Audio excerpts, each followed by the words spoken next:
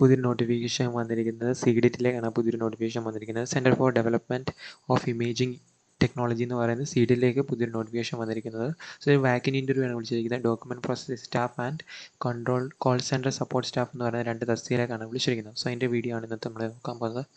So centre for development of imaging technology C-DIT system integration department വഴി നടത്തുന്ന പ്രോജക്റ്റിലേക്ക് താൽക്കാലിക ദിവസവേതന അടിസ്ഥാനത്തിൽ ഡോക്യുമെൻറ്റ് പ്രോസസ്സിംഗ് അതുപോലെ തന്നെ കോൾ സെൻറ്റർ സപ്പോർട്ട് എന്നീ സേവനങ്ങൾക്കായി ജീവനക്കാരുടെ പാനൽ.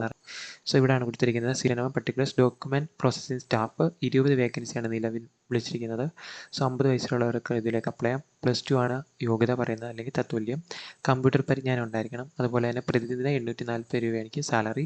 സോ അഭിമുഖം ഇൻ്റർവ്യൂ കണ്ടക്ട് ചെയ്യുന്നത് 29/7/2026 സമയം രാവിലെ 10 മണി മുതൽ 12 മണി വരെയാണ് ടൈം അലോട്ട് ചെയ്തിരിക്കുന്നത്. സീഡിറ്റ് ഗോൾക്കി ഭവൻ വാൻറോസ് ജംഗ്ഷൻ തിരുവനന്തപുരത്താണ്. രണ്ടാമത് വിളിച്ചിരിക്കുന്നത് കോൾ സെൻറ്റർ സപ്പോർട്ട് സ്റ്റാഫ് 6 വേക്കൻസിയാണ്. സോ 50 വയസ്സ് വരെയുള്ളവർക്ക് അപ്ലൈ ചെയ്യാം. ഇതിന് ക്വാളിഫിക്കേഷൻ +2 ആണ്, അല്ലെങ്കിൽ തത്തുല്യം. കമ്പ്യൂട്ടർ പരിജ്ഞാനം ഉണ്ടായിരിക്കണം. സോ ഇവിടെ നിങ്ങൾക്ക് കിട്ടുന്ന സാലറി നോക്കാം. പ്രതിദിനം 840 രൂപയാണ്. ഇവിടെ വരുന്ന അഭിമുഖം ഇൻ്റർവ്യൂ ഡേറ്റ് വന്നിരിക്കുന്നത് 30/7/2026 രാവിലെ 10 മണി മുതൽ 12 മണി വരെ ആയിരിക്കും ടൈം അലോട്ട് ചെയ്തിരിക്കുന്നത്. സീഡിറ്റ് ഗോൾക്കി ഭവൻ വാൻറോസ് ജംഗ്ഷൻ തിരുവനന്തപുരത്താണ്. അപ്പോൾ പൊതുനിർദ്ദേശങ്ങൾ ഇവിടെ കൊടുത്തിട്ടുണ്ട്. നിയമനം താൽക്കാലിക ദിവസവേതന അടിസ്ഥാനത്തിലായിരിക്കും എന്ന് പറയുന്നുണ്ട്. സോ യോഗ്യതയുള്ള വിദ്യാർത്ഥികൾ പ്രായം, വിദ്യാഭ്യാസ യോഗ്യത, പ്രവൃത്തി പരിചയം എന്നിവ തെളിയിക്കുന്ന അസൽ സർട്ടിഫിക്കറ്റും അവയുടെ സ്വയം സാക്ഷ്യപ്പെടുത്തിയ പകർപ്പുകൾ സഹിതം നിശ്ചയിച്ച സമയത്തിന് അഭിമുഖത്തിന് ഹാജരാകേണ്ടതാണെന്നും പറയുന്നുണ്ട്.